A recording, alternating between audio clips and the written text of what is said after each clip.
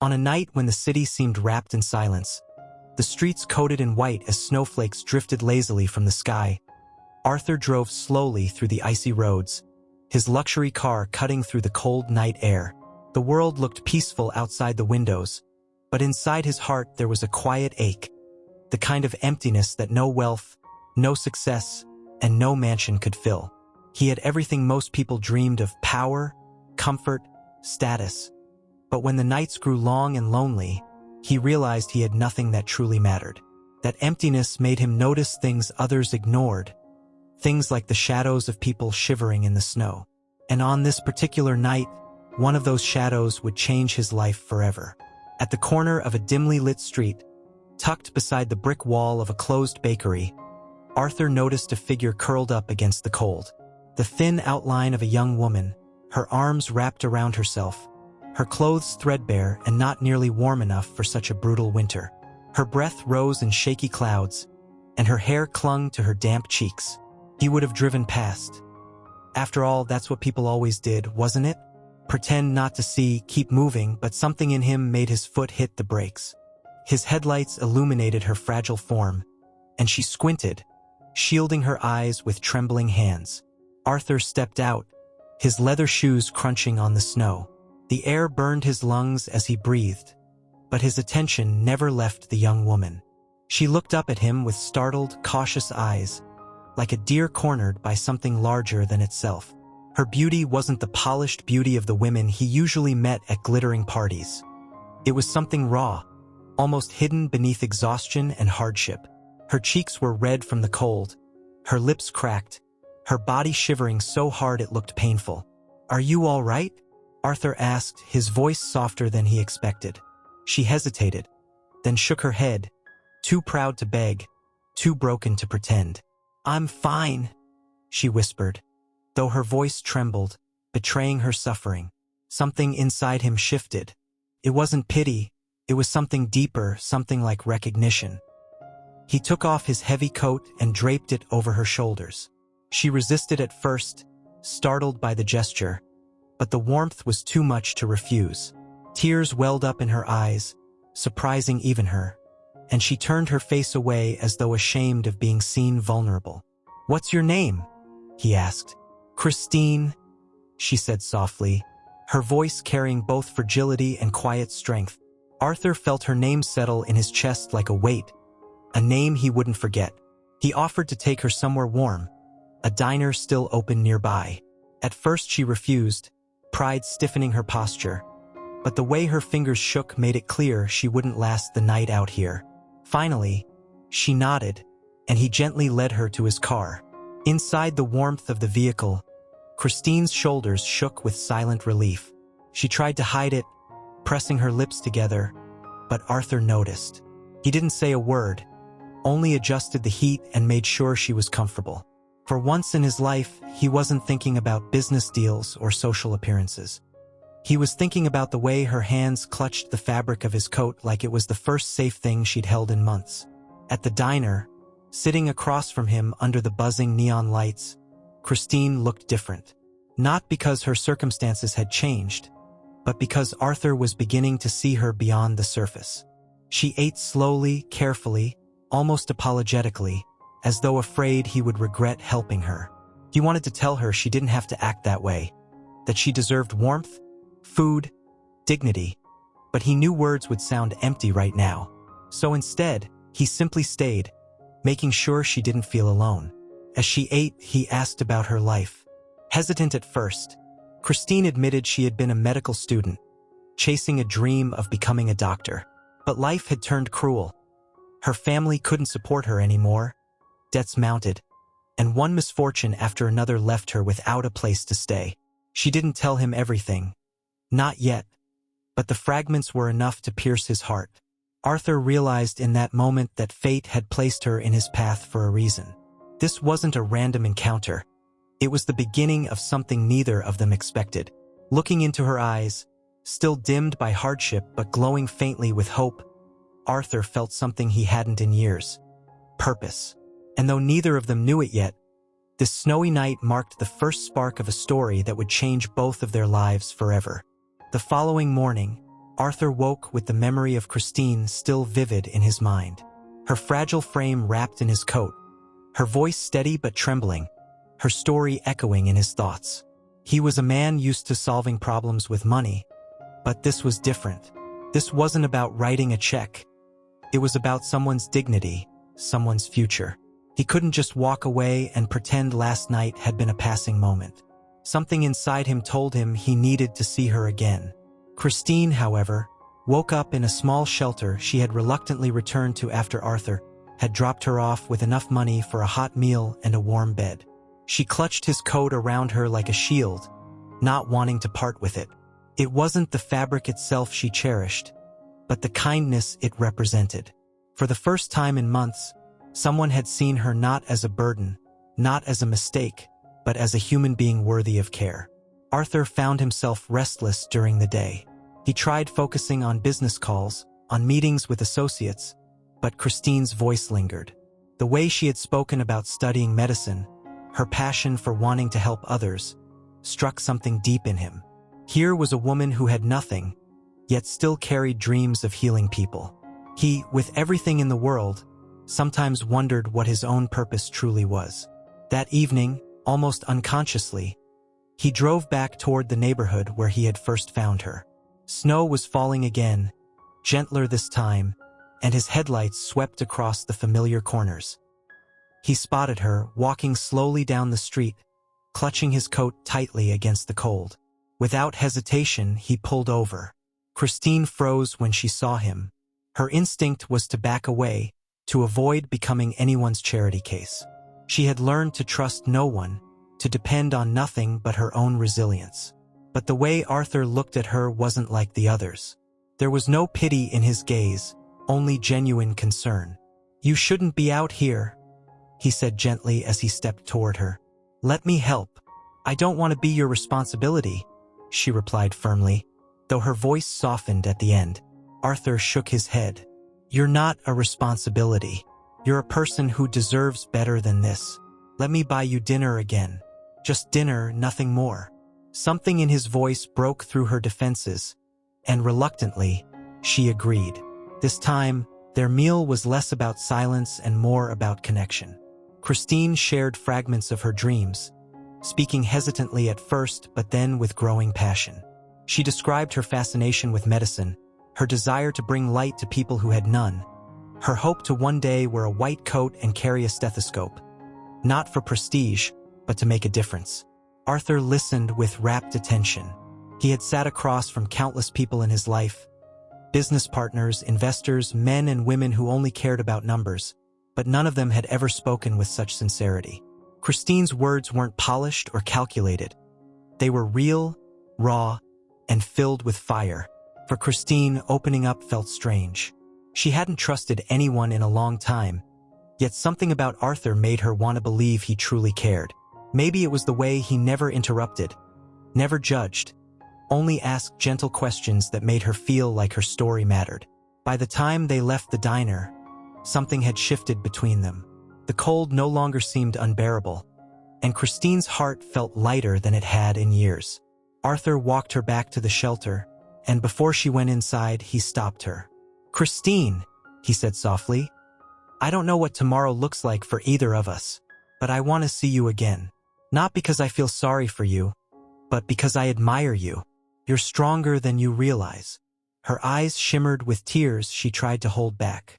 No one had told her she was strong in a very long time. She nodded, unable to speak, and disappeared inside.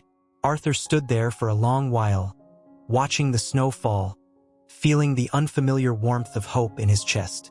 What he didn't know yet was that this fragile bond was the beginning of something neither wealth nor hardship could predict. A love story written not in gold, but in the courage to see each other's hearts. Arthur couldn't shake the memory of Christine's eyes that night, the way they shimmered with unspoken pain and unyielding strength. He went about his routine the next day, meetings, phone calls, the endless obligations of his business empire, but every spare thought drifted back to her. For years, his life had been defined by contracts and profits, dinners with people who wore masks of politeness but never sincerity. And yet, in the quiet honesty of Christine's words, He had found something rarer than any deal he'd ever closed. Christine, meanwhile, awoke to a new kind of restlessness. The shelter was crowded, noisy, and suffocating. But for the first time in months, her thoughts weren't weighed down solely by survival. They were tangled with Arthur's voice, his promise to see her again, his insistence that she was strong. She had learned to distrust such words, to see them as empty comfort, but coming from him, they had felt startlingly real, and that terrified her. When Arthur returned the next evening, Christine's heart raced. He hadn't promised he would come, but part of her had hoped, and now here he was, standing outside the shelter with that calm presence she was beginning to crave. He offered her a warm smile and held out a paper bag. "I brought you something," he said. "It's nothing fancy, just soup and bread. Thought you might not have eaten yet." Her throat tightened as she took the bag. Simple kindness, freely given, felt heavier than gold. They sat on a nearby bench as she ate, snowflakes catching in her hair. Arthur asked her about her studies, about what had inspired her to pursue medicine. Slowly, she told him about her mother's illness, about watching doctors work tirelessly to ease her pain, about the promise she had made herself to one day stand in their place. Her voice faltered when she spoke of losing her mother, but Arthur didn't press. He simply listened, his silence a steady reassurance that she was safe to speak. In return, Arthur surprised himself by opening up about his own life. He admitted that wealth had given him everything except the one thing he longed for most: authenticity. "People see the money first," he confessed. "They treat me like a walking bank account. I can never tell who cares about me, and who just cares about what I can give them." Christine studied him quietly. To her, the idea of someone lamenting the burdens of wealth seemed almost laughable. But there was no arrogance in Arthur's words, only truth. She realized, with a jolt, that loneliness wasn't bound to poverty alone. It could sit just as heavily in mansions as it did on frozen sidewalks. Their conversations became more frequent. Arthur found himself carving time from his schedule, making excuses to cancel dinners and decline parties just so he could meet her. Christine, wary at first, began to anticipate those moments when she could escape the shelter's bleakness and lose herself in their talks. One evening, Arthur drove her to a quiet park blanketed in snow. They walked side by side, their breath misting in the cold air. At one point, Christine stumbled slightly on the icy path, and Arthur instinctively reached out, steadying her by the arm. The touch lingered longer than necessary, sending warmth rushing through them both. She pulled back quickly, her cheeks burning. "I shouldn't. I can't let myself." Arthur looked at her, his voice low and earnest. "Christine, I don't care about where you're living right now or how much you have. Care about you. Just you." Her eyes brimmed with tears. She wanted to believe him, wanted to let herself fall into the safety of his words. But fear held her back. She had lost too much already, her home, her security, her family. To risk her heart felt like inviting another kind of ruin. Yet, as the days passed, resistance grew harder. Each meeting left her soul lighter. Each conversation peeled away a layer of the walls she had built. And Arthur, patient and gentle, never demanded more than she was willing to give. He simply showed up, time and again, proving with his presence what words could not. For both of them, it was becoming undeniable. Two worlds that should have remained separate were beginning to intertwine, bound not by wealth or desperation, but by the fragile, growing light of something far greater, hope. The winter deepened, and with it, Arthur and Christine's bond grew stronger. Each meeting seemed to erase another line between them, as though fate itself was weaving their paths together. Yet the world around them was not blind, and whispers began to stir. Arthur's friends noticed his absence from lavish parties, his sudden disinterest in luxury gatherings. When pressed, he brushed them off, but suspicion lingered. To them, Arthur's life was supposed to be predictable, a cycle of wealth, privilege, and carefully chosen connections. The idea that he might be spending time with a woman from the streets was unthinkable, scandalous even. Christine, too, felt the weight of judgment. At the shelter, others teased her quietly, mocking the idea that someone like Arthur could truly care for her. Some accused her of chasing his money, while others warned her not to dream too high, for disappointment would crush her harder than the cold ever could. Their words echoed her deepest fears. One evening, Christine confronted Arthur about it as they sat in his car outside the shelter. Her voice trembled as she asked, "Why are you doing this? Why me? You could be with anyone, you could have anyone. Why spend your time with someone like me?" Arthur turned to her, his eyes steady and unflinching. "Because with you, I don't feel like a stranger in my own life. You don't see my money. You don't want anything from me except the truth. That's more valuable than anything I've ever had." His words pierced the fog of her doubt, but still, she struggled. The gap between their worlds loomed like an unscalable wall. She feared that, no matter how much they cared for one another, reality would eventually pull them apart. Their first true test came when Arthur invited her to dinner, not in a grand restaurant, but at a small cafe tucked away in the quieter part of town. Christine hesitated, uncomfortable in her borrowed coat and worn shoes, but Arthur insisted. He wanted her to feel like she belonged somewhere beyond the cold streets. At the cafe, they laughed, shared stories, and for a while the world outside ceased to exist. But as fate would have it, a colleague of Arthur's happened to be there. The man's eyes widened in recognition, then narrowed in judgment as he spotted Christine. He didn't say a word, but the disdain on his face was enough to send Christine's heart plummeting. Afterward, she withdrew into herself, quiet and distant. Arthur noticed immediately. "Don't let him get to you," he said firmly. "He doesn't matter. You matter." But Christine shook her head. "Arthur, people like him. They'll never let you forget who I am, where I come from. And one day you might not be able to ignore it either." Arthur reached across the table, taking her hand. "Christine, the only thing I see when I look at you is the woman who inspires me, who makes me want to be better than I am. Nothing else matters." Still, her heart warred with her mind.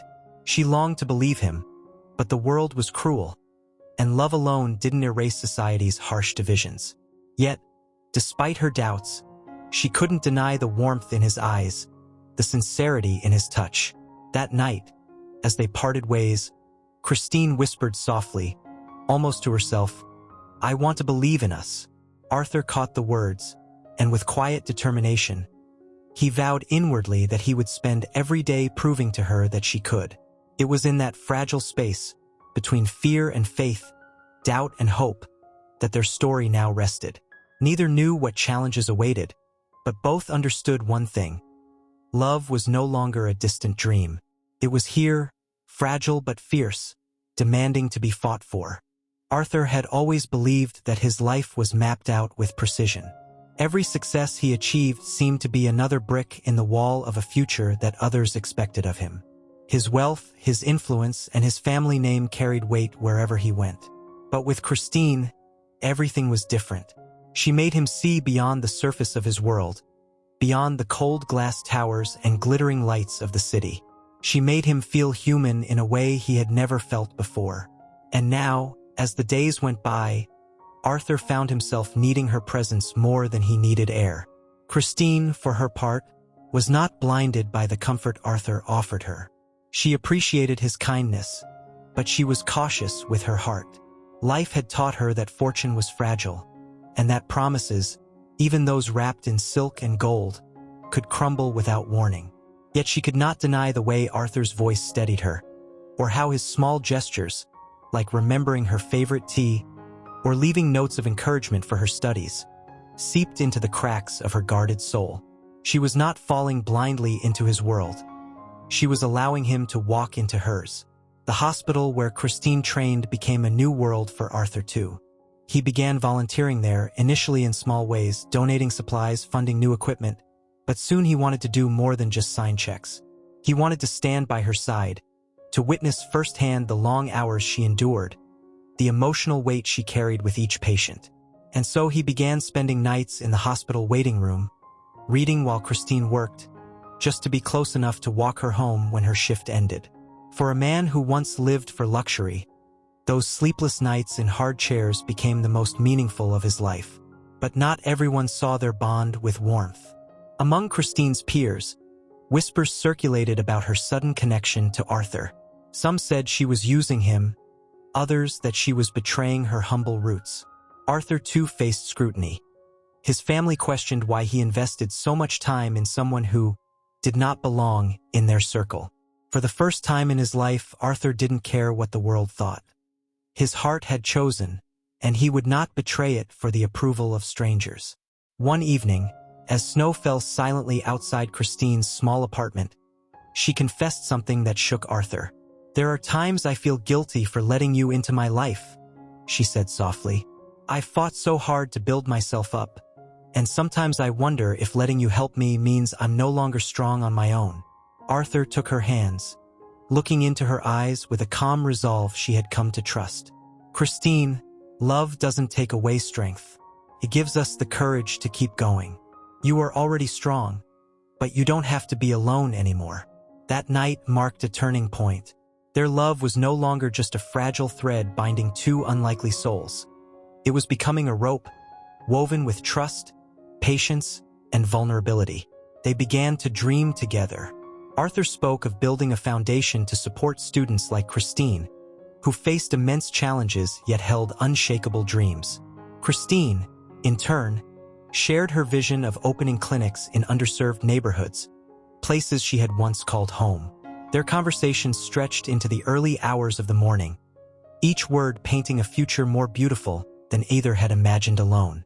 Yet, even in their growing closeness, there remained moments of doubt. Christine's pride sometimes clashed with Arthur's instinct to protect. Arthur's world of wealth and privilege occasionally overwhelmed her, and she would retreat into silence, afraid of being swallowed by it. But each time they stumbled, they found their way back to one another, because the foundation of their bond was not money, status, or convenience. It was the truth of two hearts that had collided in the snow and chosen to stay together. In the quiet of winter nights, Arthur often replayed the moment he first saw her, shivering on that street corner. He realized now that fate had not just placed Christine in his path to save her. It had placed her there to save him too. For all his riches, he had been poor in spirit, lacking the depth of connection that makes life worth living. Christine had given him that gift without even trying, simply by being who she was, resilient, kind, unyielding in her dreams. By the end of that winter, Arthur and Christine were no longer simply two people from different worlds. They were partners, building something larger than themselves. Their story was still unfolding, fragile yet powerful, tested yet resilient. And though neither knew what the future would bring, one thing was certain. They had found in each other a kind of love that refused to be defined by circumstance. It was the kind of love that could melt even the coldest snow. Arthur's life had been one of inevitability. The son of privilege, heir to a fortune, his future seemed already written in golden ink. Yet, when he looked back now, he realized that fate had taken a sharp, miraculous turn the night he stopped his car in the snow and saw Christine trembling beneath the glow of a street lamp. That single moment had unraveled every expectation and rewritten his destiny. He had once believed his wealth defined him, but Christine had shown him that true richness lived in compassion, in resilience, and in the quiet strength of dreams that refused to die. As spring began to replace the brutal winter, their love had only grown deeper. Christine continued her medical studies with a ferocity that inspired Arthur, while he invested himself more and more into her world. He no longer spent evenings at lavish banquets or exclusive galas. Instead, his nights were often spent in the hospital waiting room, sharing coffee with tired nurses, listening to the stories of patients, and learning what it truly meant to serve. But life, as it always does, tested them.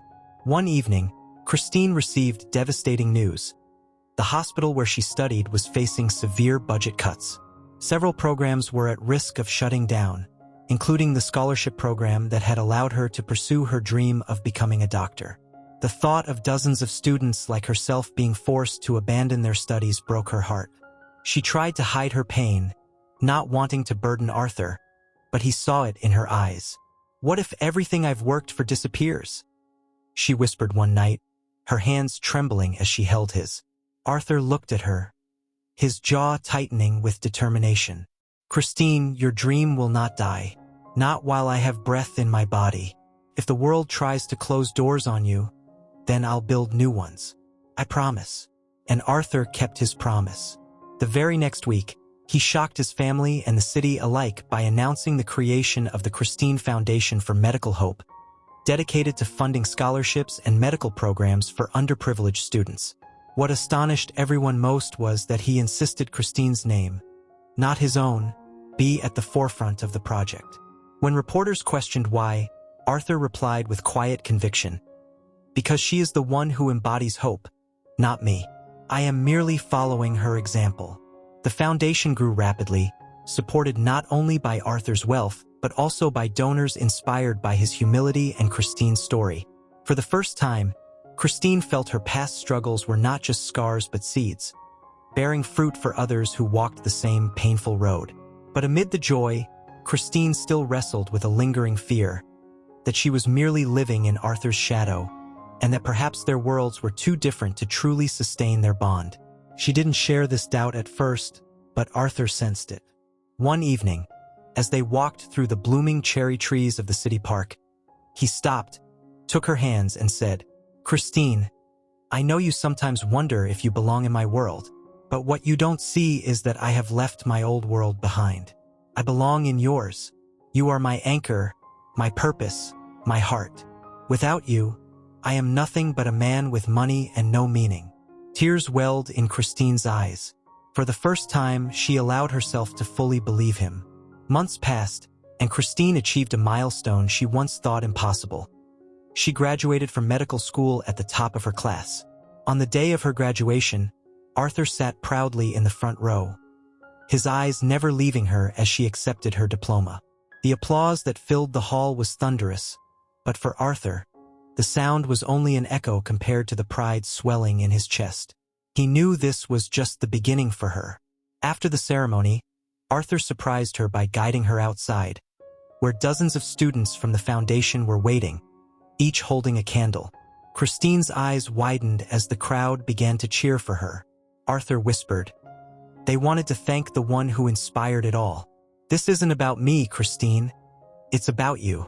Christine wept openly as she realized how many lives had already been touched because one man had stopped his car that snowy night. And yet, the greatest surprise of her life was still to come. That evening, Arthur led Christine to a quiet corner of the city, where a small building stood with its lights glowing warmly. A sign above the door read, "The Christine Health Clinic." Inside, doctors and nurses greeted them, all ready to serve. Arthur turned to her and said softly, "You told me once you dreamed of opening a clinic for those who had nothing.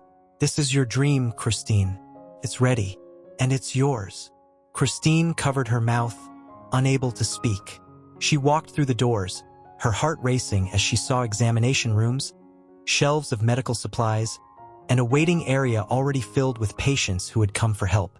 Arthur had not only built the clinic but had ensured it was fully staffed and funded. "This is not just a building," Arthur said, his voice trembling with emotion. "It's a promise that your kindness will reach as far as it can, for as long as we live."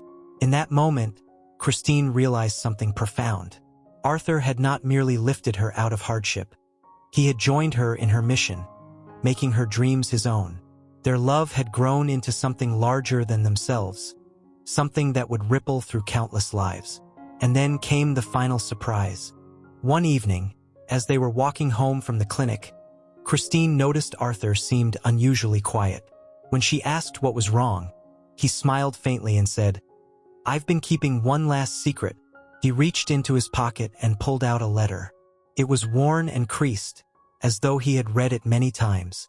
Christine frowned, confused, as he placed it in her hands. She unfolded it slowly, her eyes scanning the words. It was a letter of recommendation, written years earlier by one of her former professors, addressed to a scholarship committee. The letter spoke passionately of Christine's intelligence, her compassion, and her potential as a doctor. At the bottom, however, was a note. Application denied due to insufficient funding. Christine's breath caught in her throat. Arthur took her hands gently. "I discovered this letter months ago. I tracked down the committee and learned your application had been rejected. Not because you weren't worthy, but because the funds had run out. Do you know what that means, Christine? If they'd had the money, you would never have been on that street corner that night. And I never would have met you. Christine's tears flowed freely as she realized the weight of his words. Fate had not been cruel. It had been weaving their paths together all along. Arthur smiled, his own eyes shining. Sometimes, life takes from us only to give back something greater. That night in the snow, I thought I was saving you. But the truth is, you saved me. And there, beneath the soft glow of the streetlights, Arthur knelt on one knee and held out a simple, elegant ring. Christine, will you marry me? Not because I want to rescue you. Not because I want to change you. But because I cannot imagine a single day of my life without you by my side. Christine's sobs turned to laughter as she nodded. Unable to speak through the rush of joy, she threw her arms around him, whispering again and again, "Yes, yes, 1,000 times yes."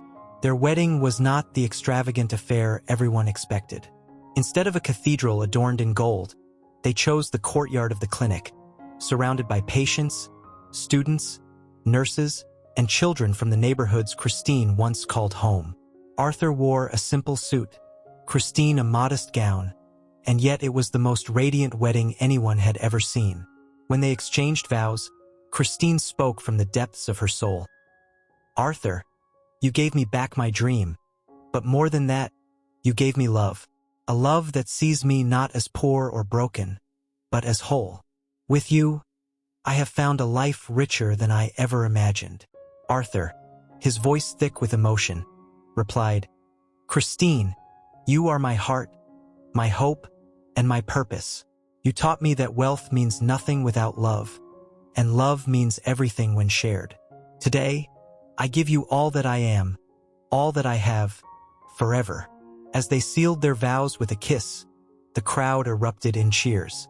In that moment, it wasn't just a union of two hearts. It was a union of worlds. Wealth and humility, privilege and struggle, hope and reality, all joined together in love. Years later, Christine became a renowned doctor, celebrated not only for her skill but for her compassion.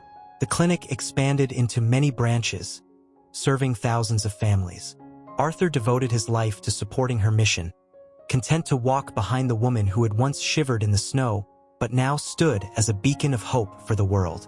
And when people asked Arthur if he ever regretted the night he stopped his car, he would smile, his eyes soft with memory, and reply, "That night was the beginning of everything. It was the night I found my heart." Their story became a legend whispered in the city. The tale of a wealthy man and a humble young woman whose love changed not just their lives, but the lives of countless others.